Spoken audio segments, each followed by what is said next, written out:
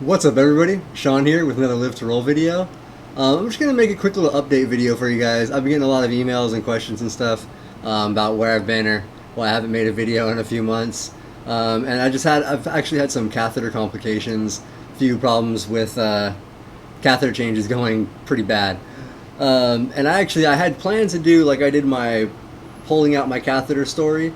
I actually had planned to do this same story because similar incident happened to me like 7-8 years ago. So yeah, basically what happened was I had my catheter change, and the time before the catheter change, it didn't quite go in far enough. It was like a bad catheter change, and I think it was inflated slightly still in my tract, like in the tract before it gets to the bladder. And I've had that happen to me before. It's happened to me a few times before, actually. And it's very uncomfortable. It stops the pee. I'm crazy dysreflexic and sweating and stuff. It's not fun to do. So the time after that, or like when they tried to come back and fix it, I kind of told the nurse to try to go like make sure she felt like she was in and going a little bit farther. But apparently that was too far. So what had happened when it went too far and she inflated the balloon, I'm not even sure 100% where it was. My urologist says that it damaged the prostate, but whatever happened in there when she inflated the balloon, it tore me open inside my bladder somewhere, and I started bleeding pretty profusely. Not really through the catheter. It was actually just I was peeing it out. Like it was just coming out of my penis like thick blood, not discolored urine, actual thick blood. So the nurse freaked out, of course. I had it happen before, like I said, like 7-8 years ago, and that time I actually had to go to the ER and actually spent a week in the hospital because they couldn't get the bleeding to stop. I ended up having to have 2 blood transfusions during that week or first few days because they just couldn't get the bleeding to stop. They ended up putting another catheter, a Foley catheter, so I had the suprapubic and the Foley, trying to block up stuff to keep the blood, keep it from pouring out and to get it to clot. So basically that's what happened this time. It opened me up again and I was bleeding a lot. I ended up going to the ER because the nurse, they're home health nurses and they're told not to ever leave a patient like that. And I didn't really, want to be left like that. I was bleeding pretty bad. So I bled for several hours in the ER. Eventually they got it to stop for the most part. They tried to readjust the catheter when I was in there, which also was bad. They ended up pulling it too far again, back out, and inflating it with too little of liquid in the balloon. So it kind of was starting to slip out of my bladder. It was a really miserable week or two. So my urologist ended up scheduling me to get a cystoscopy and Botox injections in the bladder.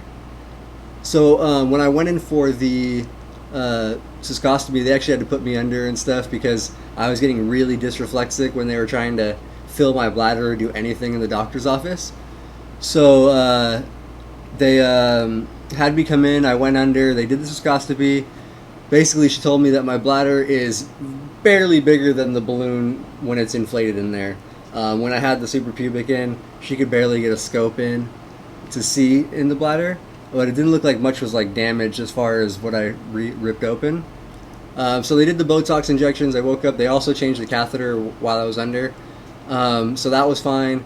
And then 3 weeks after that, I had another catheter change scheduled, and so I didn't want to have any complications.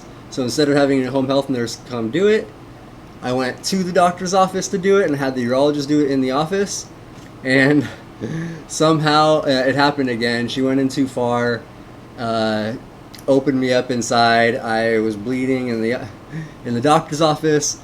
Since I was there and it was kind of earlier in the day, she didn't admit me to the ER, which is pretty much just next door. They just kept me in the office and let me stay in that office for about 3 hours while they had nurses coming in and out and trying to stop the bleeding, changing bandages or changing the dressing and stuff around it as it filled up with blood. And so yeah, that was another pretty rough experience. They got the bleeding to stop. I went home. I seemed okay. It started again the following Monday, like 4 days later, after doing a bowel program, because I guess maybe I pushed too hard and it reopened something. So I went back to the doctor's office, spent a couple more hours there while they tried to help me get the bleeding to stop, and then eventually was able to go back home. And since then, I've had 2 successful catheter changes over the last 6 weeks. So I'm getting back to health. I'm getting back to where I want to be again, my normal living and stuff. I was really, really weak. After the Botox thing, I got really, really weak and fatigued. And then also after each bleeding incident from losing so much blood, I was really fatigued for a few days. And it's just really taken a lot out of me. I also had to go on antibiotics. I had a UTI during the mix. I got the flu during the mix of all that. I just had a rough couple of months, but everything's back on track now. Getting back to normal, healthy living and stuff, and be making videos again. I'm actually going to shoot another video probably right after this, or at least in the next day or two, and I'll be coming back with regular postings again. All right, guys. So that's pretty much my story, and like I said, catheter changes are super sensitive and scary, especially for me, I guess, from having the suprapubic for so long and never really having urine in my bladder to stretch it. It's just, I have a really small bladder, I guess. So yeah, there's just not a lot of space in there, and it's literally millimeters either way, you know, like it has to be exact. So one of the tips I have for you guys, if you are changing your catheters or telling the nurse to change your catheter, when they pull the catheter out that's in, when they pinch right where they pinch, make sure they maybe hold it up. Obviously not too close to your new catheter, or make sure the new catheter is still in the blue sheath, like in your sterile packaging. Hold them up, get about the same pinch, and really gauge so you know exactly how far to go in.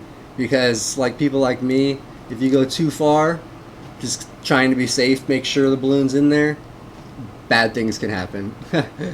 And I don't think anybody wants to be bleeding from anywhere down there for hours, having chunks of blood clot come out. It's really ugly. So yeah, another catheter horror story there.